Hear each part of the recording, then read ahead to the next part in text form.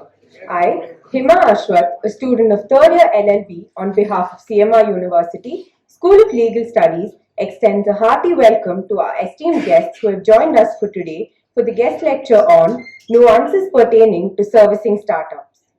We have with us today Advocate Anurag Katarki, Barrister, Hon'ble Society of Gray's Inn, and Advocate, Bombay High Court and Supreme Court of India, who have consented to deliver this guest lecture.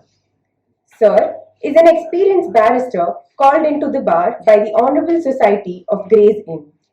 Today, he extends his comprehensive legal practice as an advocate in the Bombay High Court and Supreme Court of India, fortified by his early professional association with AZB and partners and senior counsel Mr. Kiku Mukhopadhyay.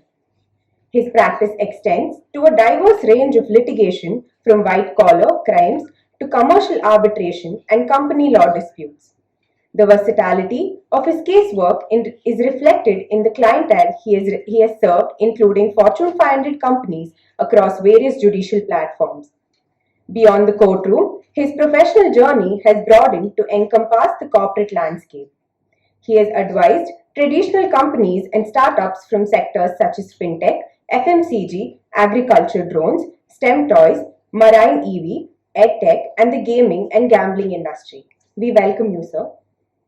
I request Dean, sir, to hand over a token of gratitude.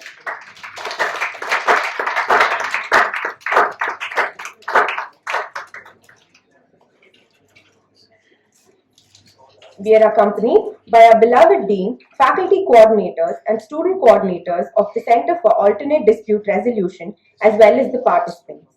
On that note, I'd like to call upon Ghana to render the invocation song and commence the ceremony.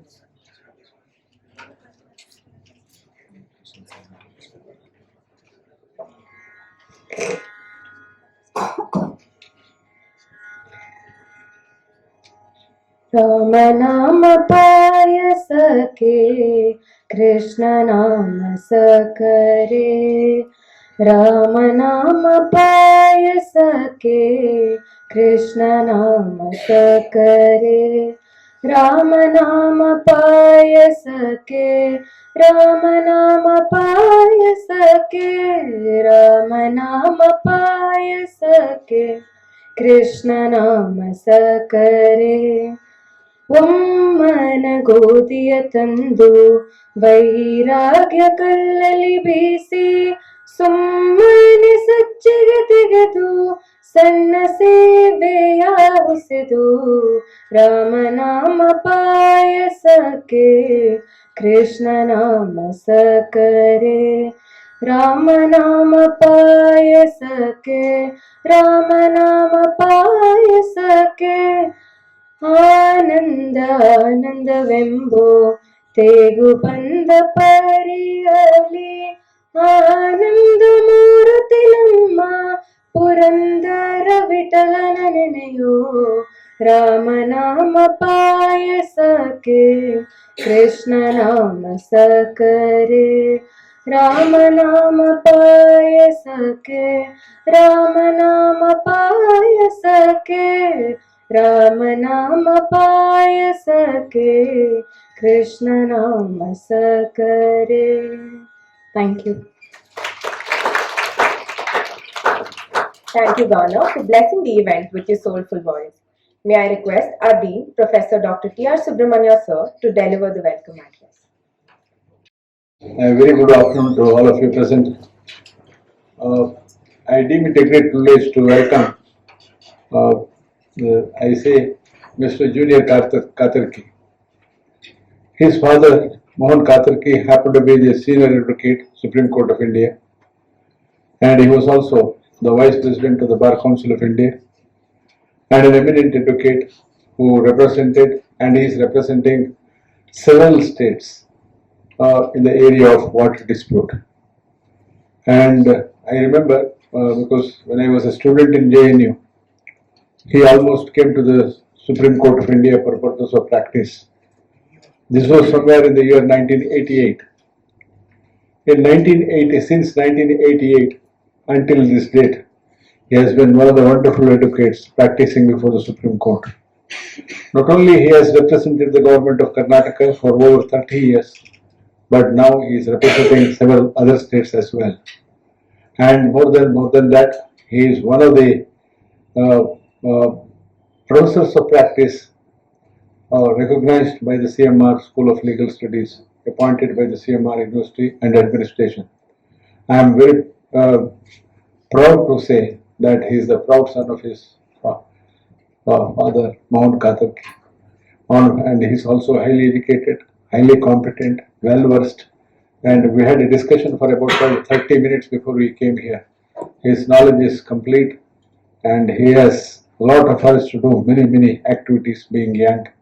On behalf of the CMR School of Legal Studies, on behalf of the CMR Board of Management, I deem it a great pleasure to welcome you.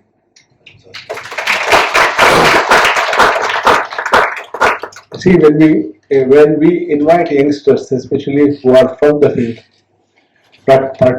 participating or representing in the Court of Arbitration, representing before the Supreme Court of India, representing before various tribunals. There are about over 70 tribunals today which are functioning.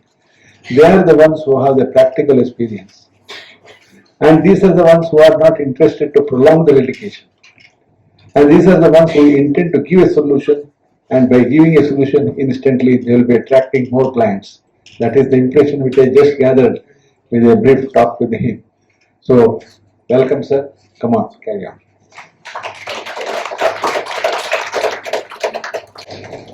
Hi, good afternoon everyone.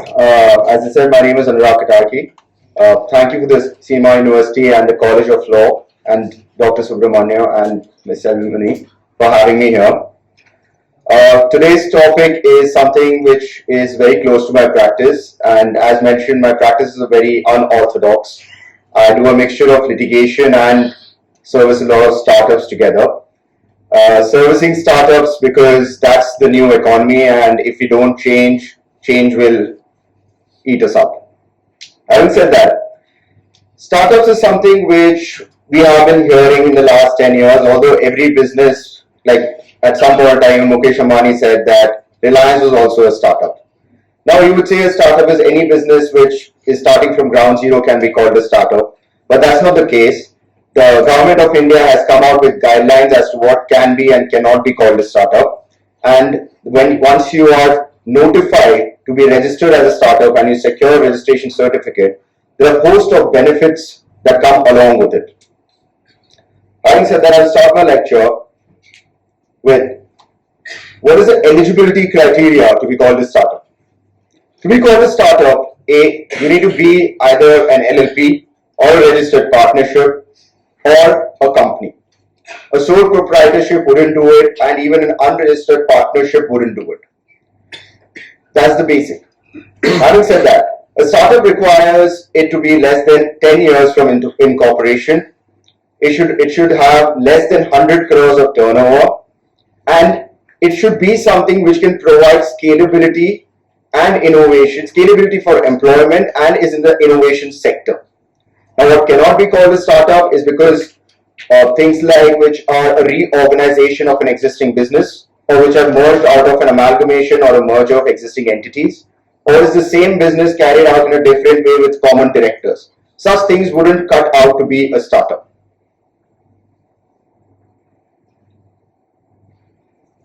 Now, registering a startup is very easy. You have unlike any other registration portals which are very complicated and difficult, Startup India registration is fairly simple. As long as you are able to give your registration certificates and the required documents of your registered partnership, and you are able to provide a write-up as to how you are in the innovation business, and you can provide scalable employability, you should easily secure the Startup India certificate. Now, a lot of people say, why should I secure a Startup India certificate? The main reason for getting a Startup India certificate is for the host of benefits that the government of India has provided to them.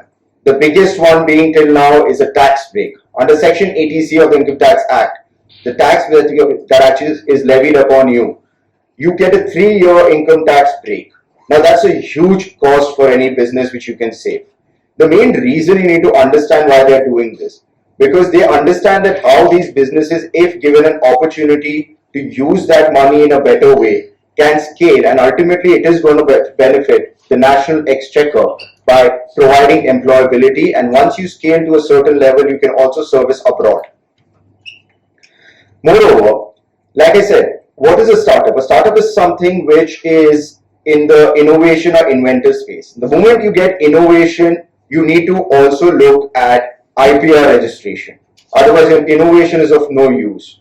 So to streamline this process, the government of India has come up with streamlined IPR registration, whereby you can easily find mentors and registered practitioners who can help you with IP registration. The government of India, if you apply properly, will also give you rebate up to 80% of your IPR cost. This is because India wants to go ahead in the ease of doing business index. And by doing this, they're promoting people who, even with very good ideas but minimum investment level, can start their entrepreneurial journey. And sometimes what happens is that your idea may be good, everything may be good, but maybe the world is not ready for it. Or maybe something or the other, you're not able to execute it well. Now the problem is, the moment you get a company or something, there are a lot of, I would say, compliances. And it's not easy to close down a company. For such thing, they've got ease of winding up also. Winding up a startup is streamlined, and you don't have the hassles which earlier or traditional businesses had by going to the NCLT and taking up hosts of NOCs from different interested parties.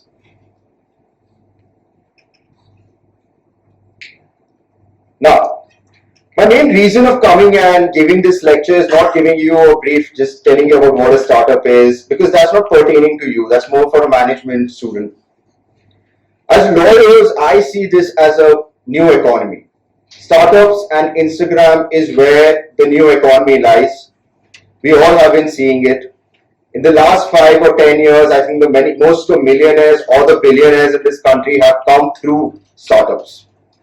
Now, what is a lawyer's role for a startup? A lawyer's, especially in a startup compared to traditional businesses, if you have seen, traditional businesses only go to a lawyer when a dispute arises. A startup is a very different game, because to scale, more often than not, obviously there are exceptions like Zoho and Zerodha, which are completely bootstrapped and are able to scale to that enormous level without any external funding. But in startups, you require external money to go to the next level. And when you require that, there are a lot of compliance issues which come, and that's where the lawyer's roles come in. From day one, a startup needs to be compliant. Not only compliant, needs to keep its books clean, its activities clean, and everything on paper. Things have to be clearly set out. Like tomorrow, the moment a startup client steps into your office, the first thing that you need to ask them is, do you have a co-founders agreement? You would be surprised that more often than not, 2 friends or 2 family members or 2 close relatives will come up with an idea and will start the business. But they will never have the talk of a co-founders agreement, because the only notion that comes up is, don't you trust me? Do you have any faith in me? Why do we need an agreement? Let's not complicate things. As lawyers, it's our job to tell them that this is not complicating things. This is setting things straight. A co-founders agreement is not only to protect the individual, but also to set out boundaries, to set out the duties of each respected party, to set out the compensation, to set out the mechanism as to how a small conflict is going to be resolved. There's no scope for emotions in a business. If you're not able to set out a clear-cut mechanism, like you can have an early neutral evaluation, or you can have an expert determination, or you can have conciliation/mediation, or you can have a fast-track arbitration to resolve these conflicts, because small conflicts shouldn't come in the way of smooth operations. These things you need to counsel your client and make sure all this is simply set out in a co-founders agreement.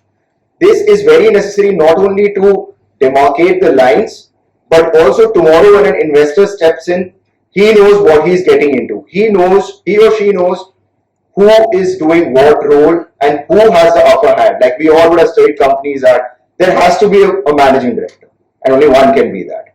Who has that power? Who has the power to take the decision should there be a tie? All these things need to be set out, because if you give the same extreme power to two hands, you're never going to get the job done. Next, the moment a co-founders agreement is done, you start your business. The next step, like I said, comes the investment part. A lot of people have a great idea but don't have the investment. The government has come out with schemes whereby they are giving, whereby they have started incubators, and also noble personalities. Like if you would see in Hon'ble, there is an incubator which is giving at least mentorship to 8 to 10,000 startups. Now these people are giving mentorship and are giving you funds, but they would want things on paper again. And even there are angel investors out there who are getting into the business, who know the business and are ready to help you and mentor you. For such people, to protect them at such a nascent stage where the business is not even generating any revenue, for them a shareholder agreement is a must. And not only for them, tomorrow when the business scales and you have a private equity investor or a venture capitalist coming in, they would want a detailed shareholder agreement. Next comes, like I said, your IPR registration. Your IPR registration for everything needs to be properly done. As a lawyer, you need to make sure that your client is fully protected, because an innovative business is nothing without its IPR. A client with his layman knowledge might have just come up with a name, just done Google search on it, and not have found anything. But as lawyers, you all understand how the IPR works, be it trademark, be it copyright, be it patents, be it design laws. All these things need to be looked at and need to guide your clients accordingly. Because a small thing such as a trademark violation can create tons of issue. Like I had this one client, he is into the FMCG business now. He came up with a instant noodle business. Doing well, they started having great revenues. And like as a friendly advisor, I always told him, because I wasn't his lawyer, but as a friend, always told him, boss, you need to get your trademark registered. They will know there's one more person maybe with the same name. And then why are you carrying on with this thing? But he hasn't done anything till now. We are already scaled to a revenue of 10 crores. If he had to do something, he would have done it by now. And the boss, you're not understanding. The reason why he's not doing it, because you're too small of a fish. The day you touch 50 crores, 100 crore revenue, he's going to come biting you. And that time you have already built a brand. To change a brand's name is like changing the entire business. Today, if Maggie is called something else, you might not even recognize what it is. It might taste the same, it might cost the same, but you wouldn't buy it.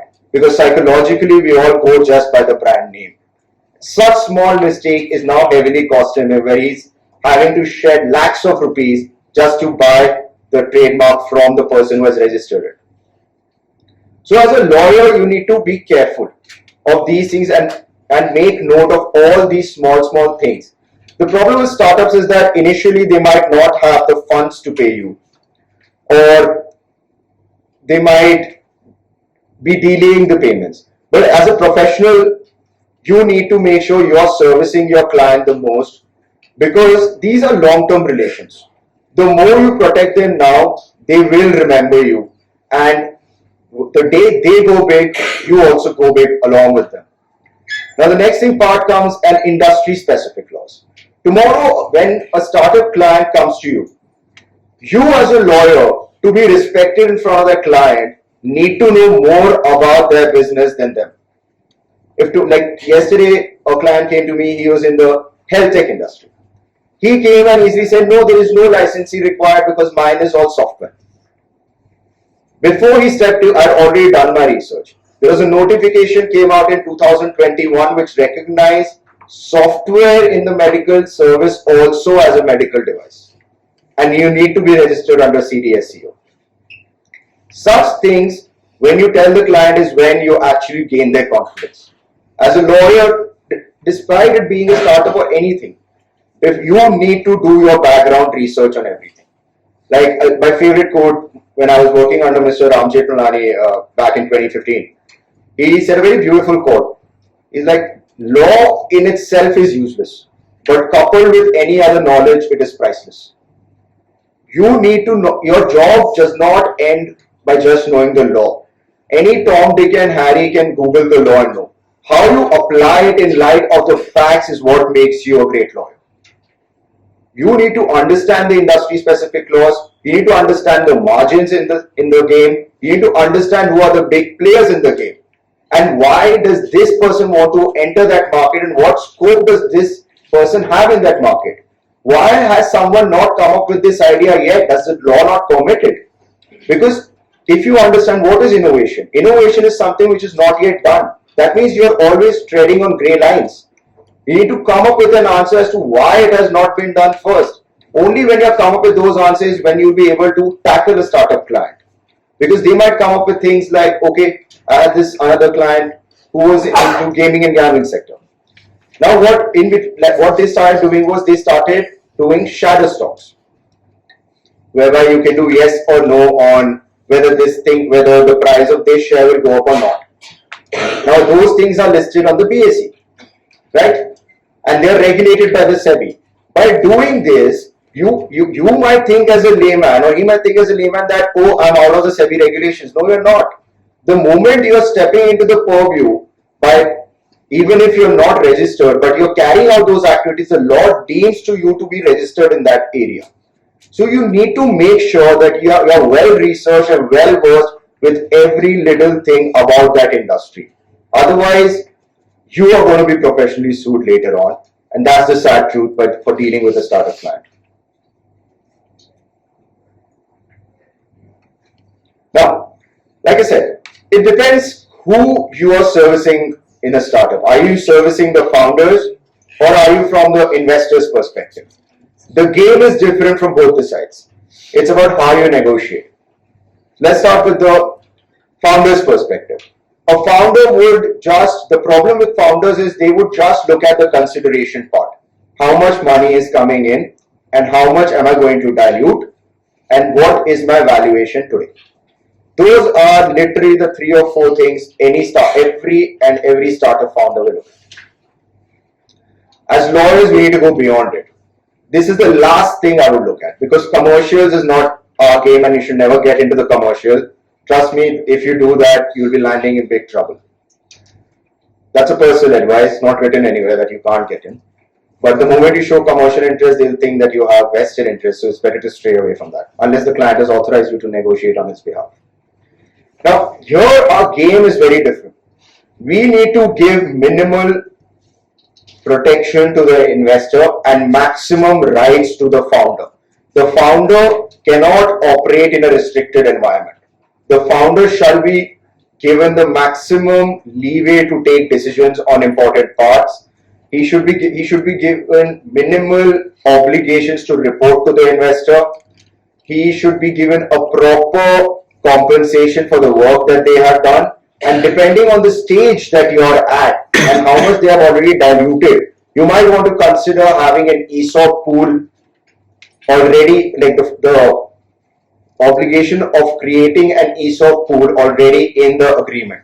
Because otherwise what will happen is that the bigger you go, the lesser the founder's shareholding goes. And the problem is, once it goes below a certain level, you can't guarantee whether that person is still that interested in the business or not. And even the founder shouldn't feel that I'm working the entire day, but these investors are the one who are reaping the benefits. So you need to make sure a proper ESOP pool is also made.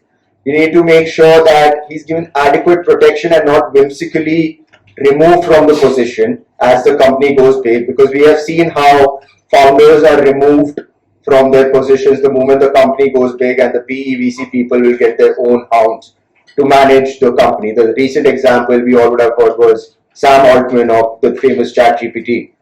But he played his cards well, and that's how he got back. But there are many people out there who have been kicked out of the company that they built, they nurtured, and ultimately left dry-handed. And because they haven't read the clauses properly, apart from the consideration, they haven't read properly, and they only relied on the other side's lawyer, and they were penny-wise found foolish. They don't realize there were clauses like clawback. Clawback clause is a very dangerous clause.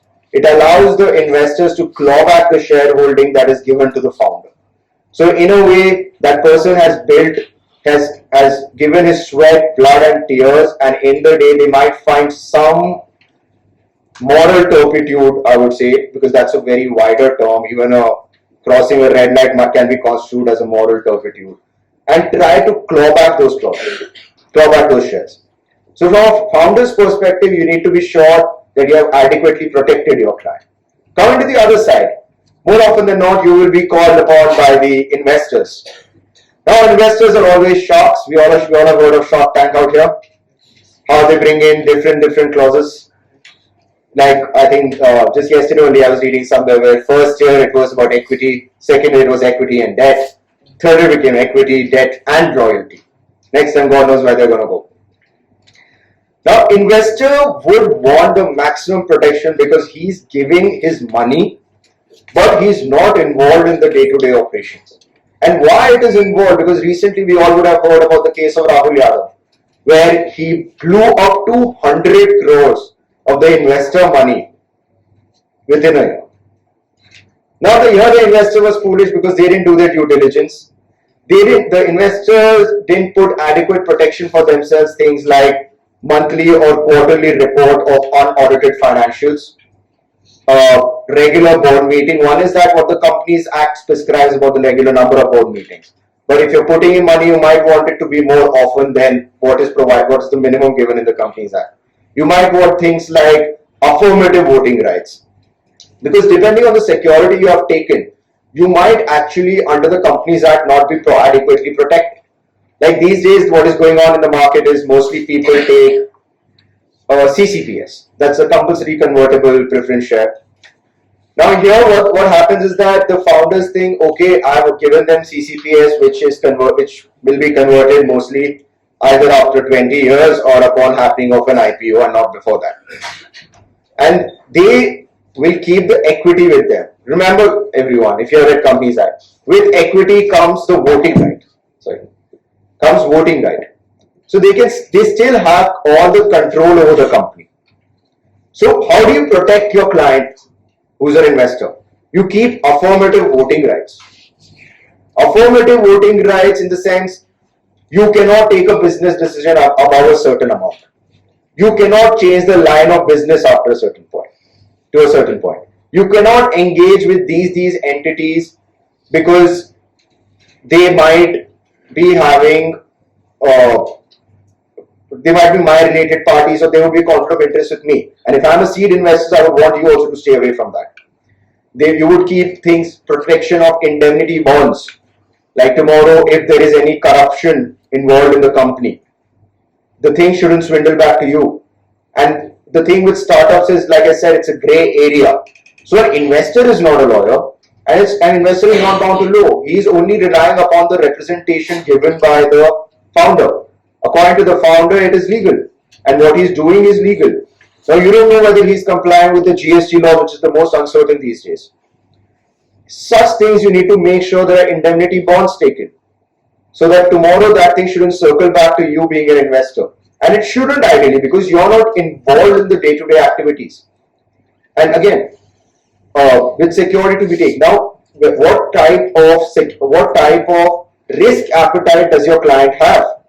If your client has very little risk appetite, you might want to go for a debenture and only show it as a loan, and probably a convertible debenture upon the happening of certain events.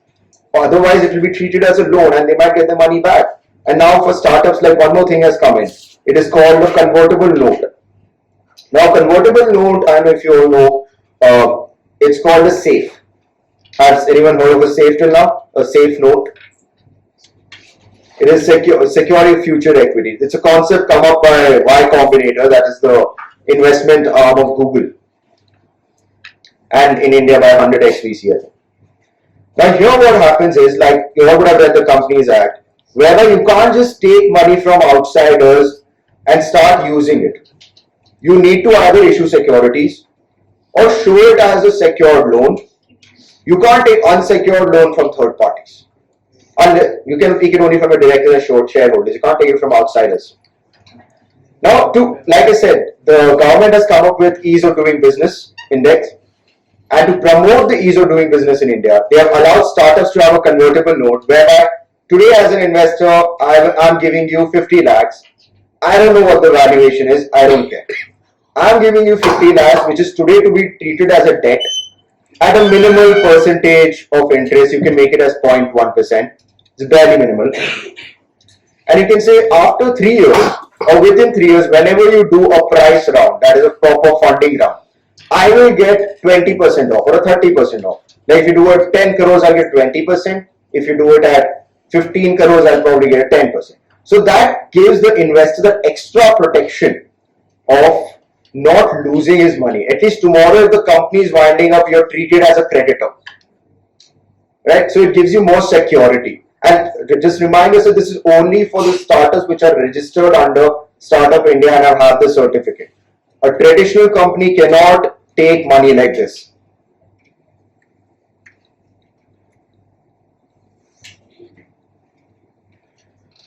Now, ethics is very important when you're dealing with startups. There will be times, like I said, ethics is knowing the difference between what you have a right to do and what is right to do. Like I said earlier, these companies are in an innovative space. I'm not saying anyone has a malice intention. The problem is the law is so vast. There are so many compliances, rules, regulations, notifications which maybe have come out, which the common man does not know. For them, they have found a unique way to solve a problem, and they think they can monetize it, scale it, and make a living out of it. It's straight up as that. The problem is, whenever you're trading on grey lines, like I said, you need to be sure why has no one ever done it, and what is the reason it has not been done. Maybe the law is not updated. There are things like Bitcoin. Our finance minister is taxing Bitcoin, but she still hasn't given a clarification whether it's legal or not. There are many other industries like this, where you might say, oh, this is not gambling, this is a game of skill. Like we all would have heard the Supreme Court judgment regarding rummy, poker, the recent Madras High Court judgment, where they say skill of games is not gambling and should be allowed and is protected under the Constitution of India. But whenever you get a new game, if it's a traditional game which is always being played, it's fine. But the moment you get a new game, how do you know, or who are you to decide whether it is a game of skill or not? Every game of skill has an element of luck. Now the law says where the preponderance or the element of game of skill is more than the game of luck, it can be construed as game of skill. But how do you decide that? These are grey lines. And in every such situation, you need to tell the client or put it to the client how to go about it.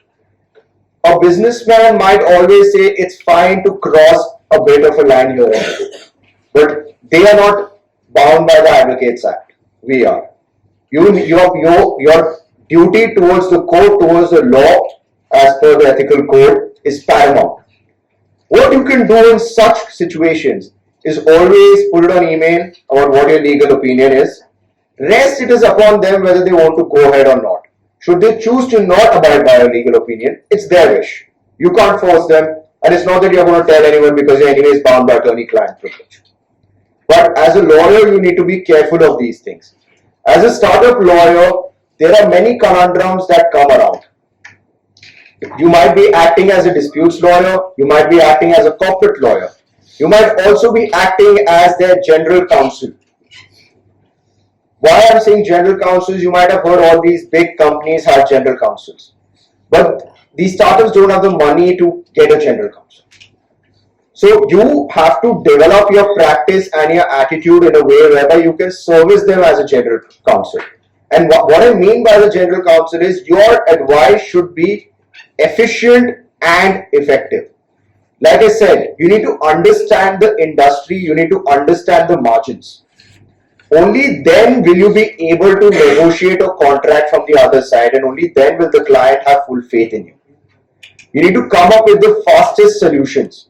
You can't take weeks to give a legal opinion, you can't They sometimes want a decision within the hour. There's sometimes the deal is as such that either you do it today or it's not going to exist tomorrow. Your mindset should be different. You need to understand the entire business. You need to understand what the conglomerates are doing, how they went big, what their history was. How is this company different? Okay, if it's not different, should we adopt something what they have done? You need to advise your clients on every aspect, every little thing. They are going to be relying upon you. Now, one more thing about the beauty of startups is, like I said, the scalability. Here, you're not just a lawyer, you're also, I would say, a part-time MBA student. You are learning how the business is being made, which is very valuable for students like you. Why I wanted to give this topic rather than giving a lecture on ADR and all, is because I really feel that we all should be jumping to the new economy, whereby, because this sector is as such, there is no minimum wage guarantee. Tomorrow you might be working under a senior counsel or a counsel or a lawyer, where we know that the pay scale initially is very less, though the working hours are long. This economy is a good way for you to have a side hustle and a side income, but provided you are able to service them properly. Your business acumen has to be top notch. You need to think like a businessman coupled with your knowledge of law. But like I said, ethically. So having said that, thank you everyone for having me. If you have any questions, happy to answer for everything. There are a lot of nuances which come in between out here. You might want to know that, okay, how do I get the benefit of being part of this startup? Now a new thing that is going on is people are taking advisory shares. Some people might say under the Advocates Act, all you're allowed to take is a fee.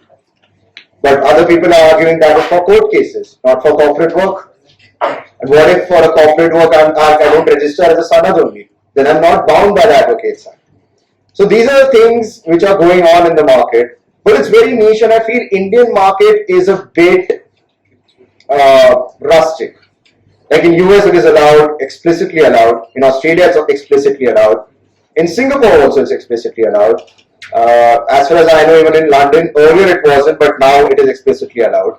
In India, again, you're treading on grey lines. So you need to be careful of those things. And yeah, any questions on how to service a startup clients, I'm happy to take. Good afternoon, sir. Thank you so much for your very insightful session. My question is, as a law student, we are not very well equipped with the nuances of a business or of a startup idea.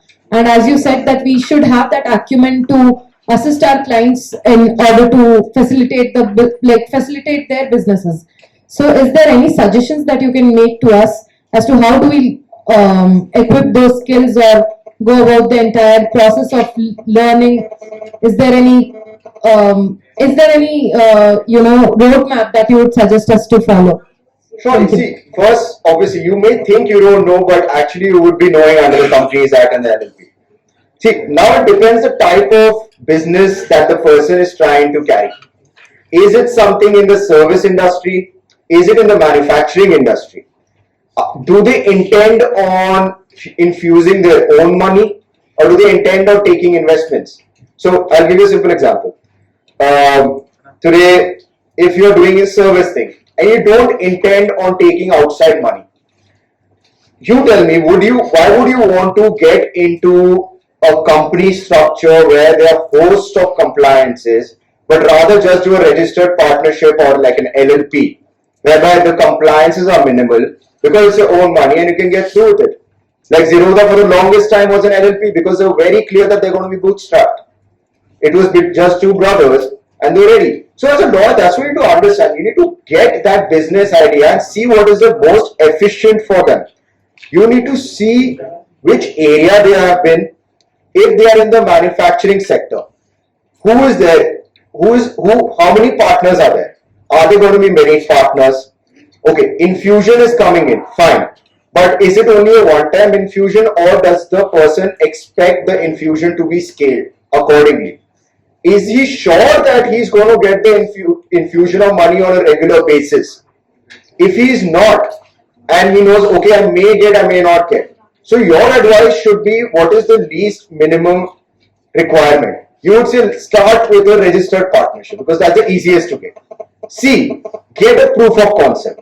If you have its validity, we can always have it converted probably next to an LLP or then to a Companies Act. You need to keep on reading. I would suggest the best thing is to read Economic Times and Financial Times. They give a lot of idea as to why a business is failing or why a business is booming and what's the reason behind their booming, and that's the only way you can advise your client. Because all they come up with is an idea. Your job is to get the business structuring right. Your job is to get the duties right. You need to make sure the IPR is fully protected, because that's one thing which will destroy the company later on, and it's a very foolish thing over which a company can be destroyed. And you need to make sure they are compliant with the obligations. The problem is you might make the best agreement. They might clap for you. Are they complying? You need to make sure you are hand holding the client there a lot. That's what I'm saying. Startup lawyer is a very niche practice, and it's a very different and evolving practice than the traditional practice. Here you are their counselors, you are their business friend, and you are their lawyer. And you have to think from a general counsel's perspective. The point is, in India, people hardly have exposure to think as a general counsel. They usually think in the form of a corporate lawyer working in a law firm or as a disputes lawyer. Now, I'll give a simple example. I was discussing with Sir. Today, like if I'm servicing a client, the moment I see that there is a potential for a dispute, you need to start nibbling it at the bud. You need to help them and draft the emails accordingly. You shouldn't send those emails. Make them send it. But review it. Make sure a simple thing like without prejudice is written on top. If you're making a one-time settlement offer, make sure a without prejudice is written. Because you need to understand the consequences of just making an open offer like that. Because, like I'll give you a simple example. Today, if they directly go to court, the first thing every lawyer will do is deny, deny, deny. Let them prove. But here, if you're sent an email giving them an offer, why would you give them an offer if you're denying everything? You need to make sure all those grounds are covered.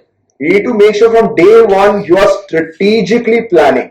And why I'm telling you is this: 99.9% of the time when you have followed this, the thing won't go to litigation. You will get a settlement agreement either through mediation or a fast track arbitration, max. Like that also, I think like 99.9% of my disputes that I have been in have been mediated and settled. Because that's the way you need to give that extra mileage to the client, and that's when the client will start respecting you and taking your advice, because you're giving a business efficient advice. The problem with Indian court is sadly is, even though judges work tremendously well, is we are a population of 1.5 billion people. There are more than 3 crore pending cases. If you do go for litigation, you will never see the end of the day.